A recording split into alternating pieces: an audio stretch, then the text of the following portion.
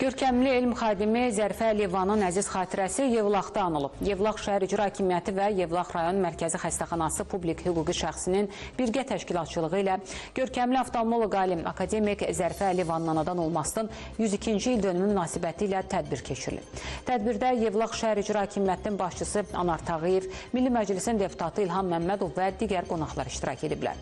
Bildirilib ki, Zərifə xanım gözəl tədqiqatçı, övladlarına qayğıkeş valideyn, zəngin mənəviyyata sahib əsl ziyalı kimi keçdiyi ömür yolu gənclərimizə parlaq nümunə olub. Zərifə xanım özündə əsl Azərbaycan qadınının ideal obrazını cəmləşdirib. Peşəkar həkim olmaqla yanaşı, həm də fəal ictimai xadim olub. Akademik Zərifə Əliyevanın keçdiyi şərəfli ömür yolunun hər bir Azərbaycan vətəndaşı, hər bir alim və həkim üçün həyat və mənəviyyat dərsi, kamillik və müdriklik məktəbi olduğu vurğulanıb. Akademikin Azərbaycan səhiyyəsinə verdiyi töhfələrdən və böyük alimin xalqımız qarşısında əvəzsiz xidmətlərindən geniş danışılıb. Tədbirin sonunda Fikrət Əmirov adına Gəncə Dövlət Filarmoniyasının musiqiçilərinin ifasında musiqi nömrələri səsləndirilib.